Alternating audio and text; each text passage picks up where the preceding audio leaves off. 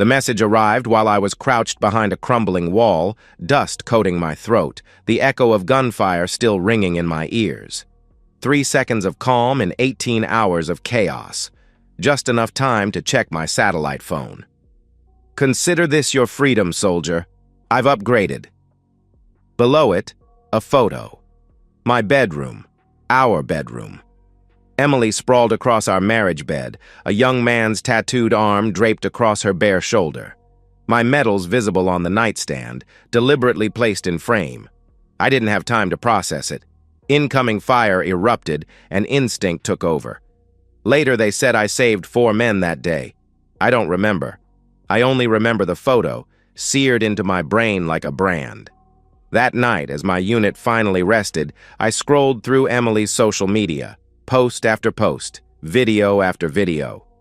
"The invisible husband," she called me, laughing as she and her lover, Liam, her gym trainer, dumped my uniforms into trash bags. In another, she held up my silver star, my purple heart, medals I'd bled for. "Participation trophies," she giggled, before dropping them into a waste bin while Liam filmed. 10 years of marriage, erased with a text message and an Instagram story. My commanding officer found me staring at my phone, motionless. "You good, Miller?" I looked up, my face a mask of calm I didn't feel. "Yes, sir. Just received some intelligence from home." He nodded, understanding in his eyes. He'd seen it before.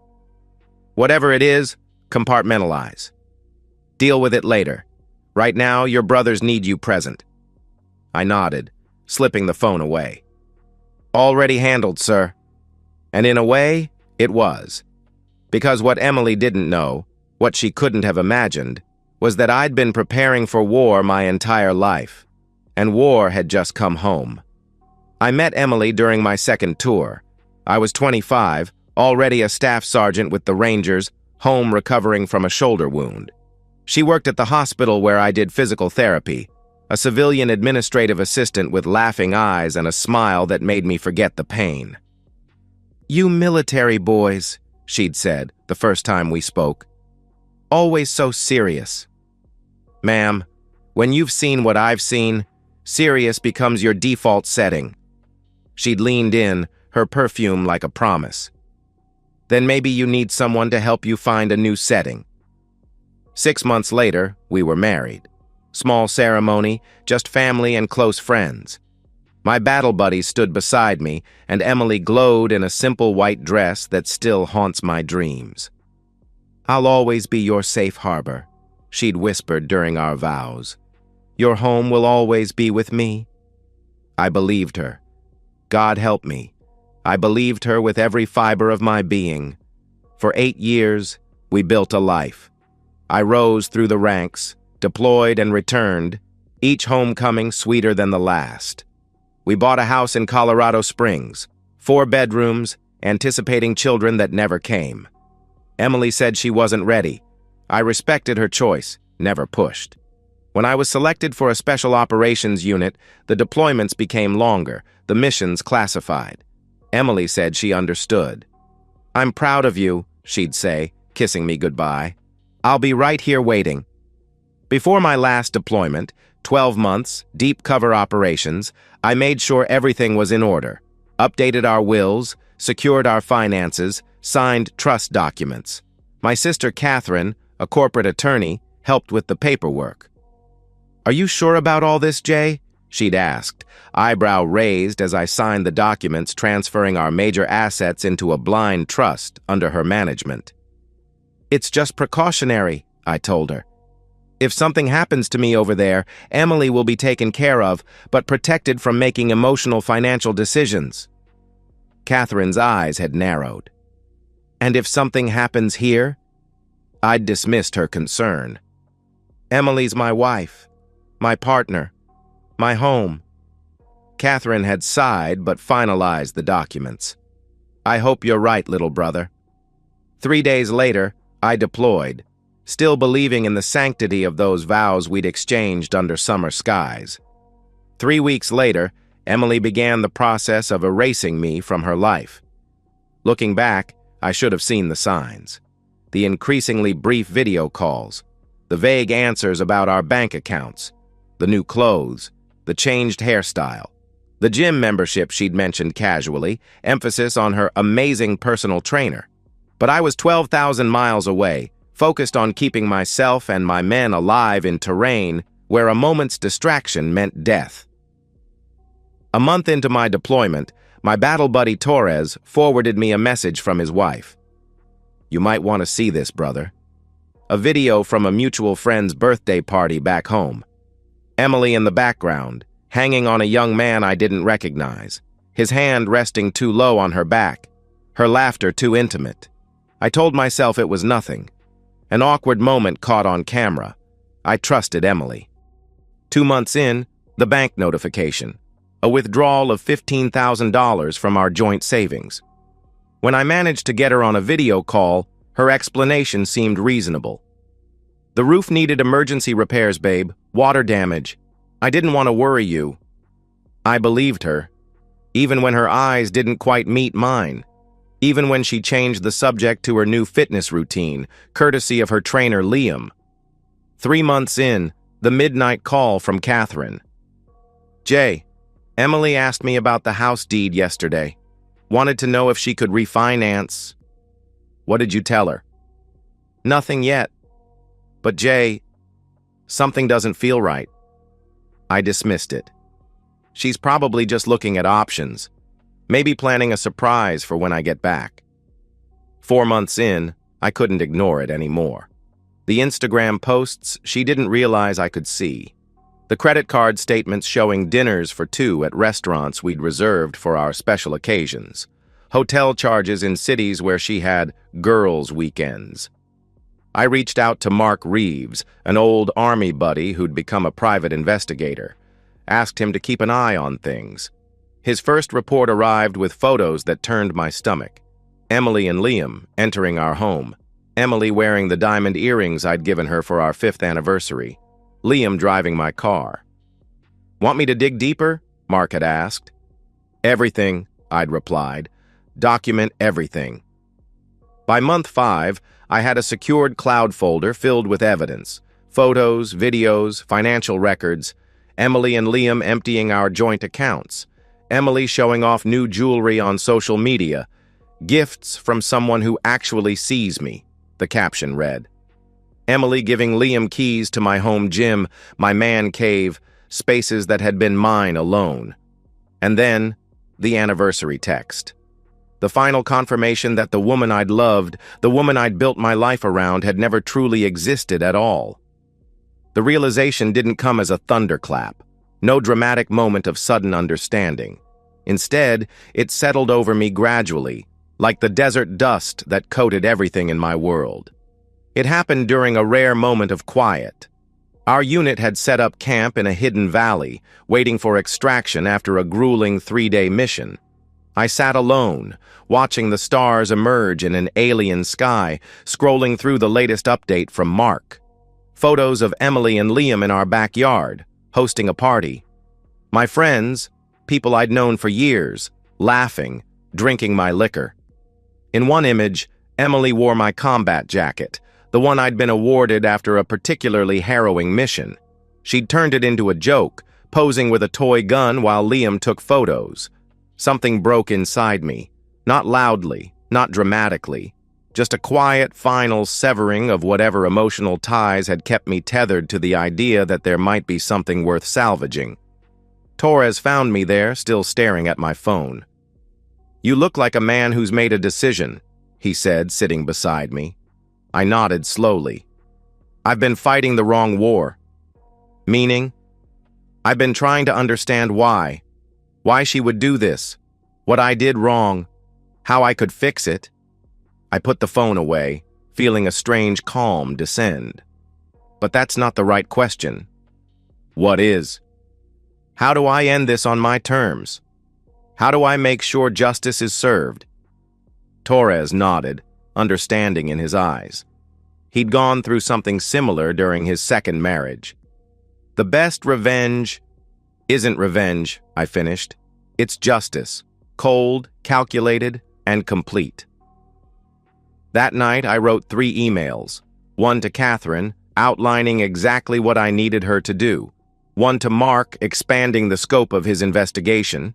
And one to my commanding officer, requesting a specific return date that would coincide with the timeline I was constructing. For the first time since receiving that text, I slept without dreams. The next morning, I rejoined my unit with a clarity I hadn't felt in months. The mission had changed, but the objective was the same: victory, at all costs. Over the next 7 months, I built my case with the same precision I'd used to plan a military operation. This wasn't about emotion. This was about strategy. Catherine became my primary asset, managing the legal architecture. The trust we'd established before my deployment had been designed as a safeguard against my death. Now, it became the foundation of Emily's downfall. "She has no idea," Catherine confirmed during one of our encrypted calls. "She thinks she's living off your military pay and the joint accounts. She doesn't realize the house, the cars, everything of value. It's all in the trust now." Mark continued his surveillance, building a comprehensive record of Emily's betrayal, financial malfeasance, property damage, defamation, each offense meticulously documented and time-stamped. "She's planning something big," he reported in month 9, "talking about a destination wedding, Bali or Fiji. She's meeting with travel agents, looking at venues online." "Let her plan," I replied. "Let her dream." Meanwhile, I cultivated relationships with key personnel at the local media outlets. Anonymous tips about the wife who mocked her deployed husband, hints about a scandal brewing, building interest without revealing my hand. In month 10, Emily made her move. "She's trying to refinance the house," Catherine reported. "Wants to pull $200,000 in equity. Told the bank it's for home improvements, but I've seen the travel bookings." "Let her get to the final paperwork," I instructed. "Let her think it's a done deal." The timing had to be perfect. I arranged my return stateside to coincide with the closing date she'd set for the refinance. No welcome home celebration, no advance notice. Just the cold precision of justice served at the moment of her greatest confidence. 2 days before my scheduled return, I had Mark contact the local news station. An anonymous tip about a developing human interest story. A decorated soldier returning home to shocking betrayal. The producer bit immediately. "We'll have a crew on standby," Mark confirmed. "Just give the word." The final piece fell into place when Liam's past surfaced in Mark's investigation. A history of targeting wealthy women. 2 previous relationships with married women, both ending once their assets were liquidated. "He's a professional," Mark explained. "Finds vulnerable women, isolates them, then bleeds them dry." "Does Emily know?" "Not yet. But I've made sure the information is ready to be delivered at the right moment." Everything was in place: the legal documents, the media coverage, the incontrovertible evidence. All waiting for the moment I stepped back onto American soil. On the flight home, I felt nothing but a calm certainty. This wasn't about hatred. It wasn't even about hurt anymore. It was about justice, about consequences meeting actions with mathematical precision. I landed at Peterson Air Force Base at 6. By 7:30, I was in Catherine's office, reviewing the final details. "Are you absolutely sure about this?" she asked, concern in her eyes. "Once we start, there's no going back." I looked at my sister, the one person who had never betrayed my trust, and nodded. Emily made her choice. Now it's time for her to face the consequences. At 9, Catherine made the call that would start the cascade. The refinance closing was scheduled for 10 at Colorado Springs Mortgage and Loan. Emily had arrived early, dressed in a new outfit that, according to Mark's records, had cost more than my monthly combat pay. Liam waited in the car, my car, scrolling through his phone while she secured the money for their lavish wedding. I watched from Mark's surveillance vehicle across the street, not out of emotion, but to ensure the operation proceeded as planned. At precisely 9:55, the sheriff's department arrived, Two cruisers, lights flashing. A news van pulled up 30 seconds later, right on schedule. Through Mark's directional microphone, I could hear the confusion in the loan officer's voice. "Ms. Miller, there seems to be some confusion. According to our records, you don't own this property." Emily's laugh, dismissive. "That's ridiculous. I'm Emily Miller. The house is in the Miller name." "Yes, ma'am, but according to county records, the property is owned by the Miller Family Trust, administered by Catherine Miller. You are not an authorized agent of the trust." The first crack in her confidence, visible even from across the street. "That's impossible. My husband—" "Is this your husband, ma'am?" The loan officer turned his computer screen, showing my military ID photo. "Yes, but—" "Ma'am, we've received notice from the trust administrator. You are not authorized to encumber or refinance this property. Furthermore, I'm required to inform you that the sheriff's department is here with an eviction notice." The color drained from Emily's face as the sheriff entered, documents in hand. "Emily Miller? I'm serving you with notice of immediate eviction from 1478 Mountain View Drive, as ordered by Judge Harlow of the County Circuit Court." The cameras captured every moment. Her shock, her confusion, the slow dawning of realization as her carefully constructed world began to collapse. She stumbled outside, looking for Liam. But he was already pulling away in my car, the trust's car, having seen the sheriff and news crew arrive. The reporter approached, microphone extended. "Mrs. Miller, is it true that you attempted to refinance your deployed husband's home to fund a wedding with your lover?" Emily's face, once so composed, crumpled in real time for all of Colorado Springs to see. "This is a mistake," she stammered. "My husband, Jason, wouldn't—" But I would. I had. The second phase began at 11. As Emily stood shell-shocked on the sidewalk, Catherine arrived with the second set of documents. "Emily," she said, her voice professionally detached, "as administrator of the Miller Family Trust, I'm required to inform you that all joint credit accounts have been frozen pending investigation of unauthorized expenditures. Additionally, the vehicles registered to the trust have been reported stolen and are being recovered by law enforcement." As if on cue, a police cruiser pulled alongside my SUV, the one Liam had just abandoned at a gas station 2 miles away.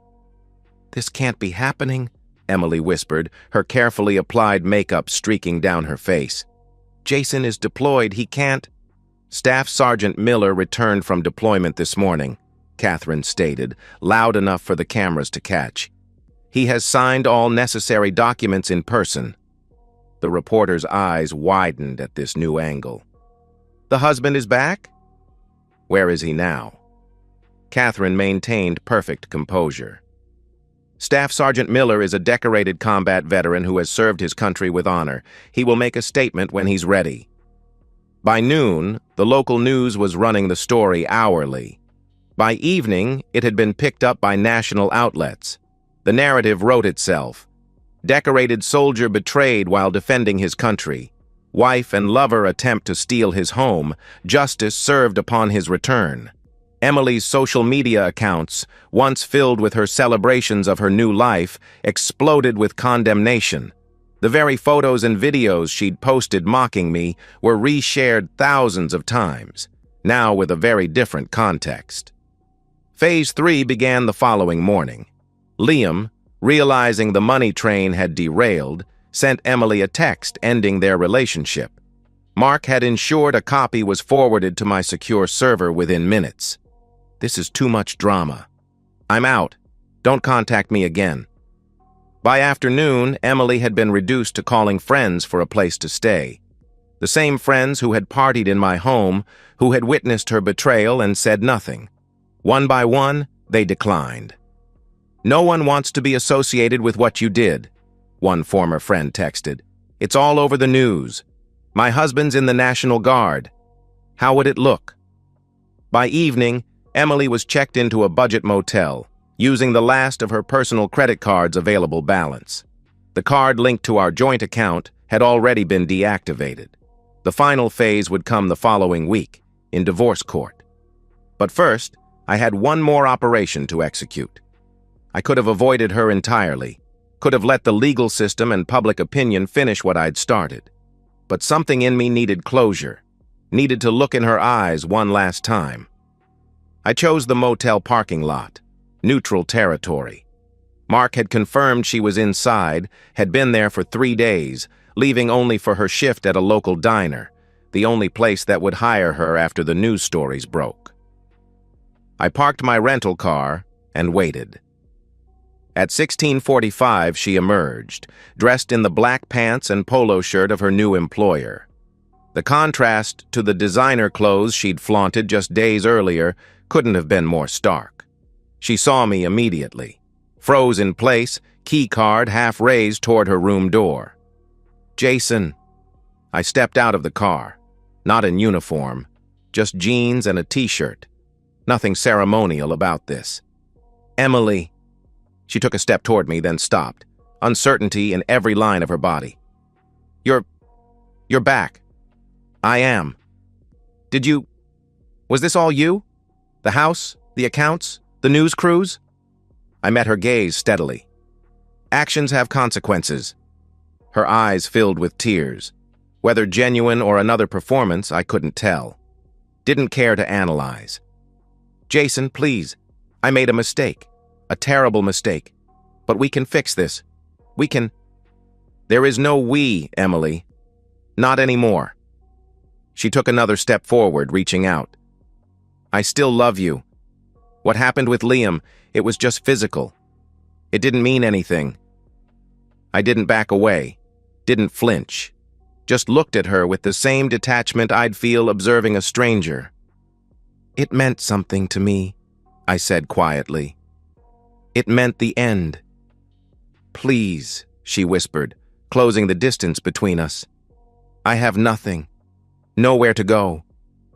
That was your choice." She tried to touch my arm. I stepped back, maintaining the distance. "The divorce hearing is Monday at 9. My lawyer will present a settlement offer that allows you to keep your personal possessions and provides a one-time payment of $5,000 to secure new accommodations." "5,000? Her voice rose, indignation momentarily overcoming her calculated contrition. "After 10 years? After what you did while I was deployed?" "Yes." Her tears came faster now, voice breaking. "What am I supposed to do? Where am I supposed to go?" I looked at her, really looked at her, and felt nothing but a distant pity. "That's not my concern anymore." I turned to leave and felt her hand grasp my arm. "Wait! Just, at least tell me why. Why did you do all this? Why didn't you just divorce me like a normal person?" I carefully removed her hand. "Because you didn't just betray me, Emily. You mocked me. You degraded my service. You threw away medals I bled for. You invited others to laugh at my absence while I was fighting for my country." I took a step back. "So yes, I could have just divorced you, but you deserve to experience the same public humiliation you so happily inflicted." She stared at me, mascara streaking down her face. "I never thought you could be so cruel." "I never thought you could either. I guess we were both wrong about who we married." I walked back to my car without looking back. In the rearview mirror, I could see her standing exactly where I'd left her, shoulders shaking with sobs that no longer held any power over me. It was finished. The divorce proceedings were brief. My attorney presented the evidence: financial records, social media posts, testimony from the private investigator. Emily, represented by a court-appointed lawyer after all her assets had been frozen, offered little defense. I chose to wear my full dress uniform, not for theatrics, but because it represented who I was, who I had always been: a soldier, a man of honor, someone who had sworn to defend something greater than himself. Emily appeared in clothes borrowed from a cousin, the only family member who hadn't completely abandoned her. She looked small, diminished. The confident, laughing woman who had sent that cruel text message was nowhere to be seen. The judge, a Vietnam veteran himself, reviewed the evidence with undisguised disgust. The court finds overwhelming evidence of financial malfeasance, emotional cruelty, and breach of marital contract, he stated.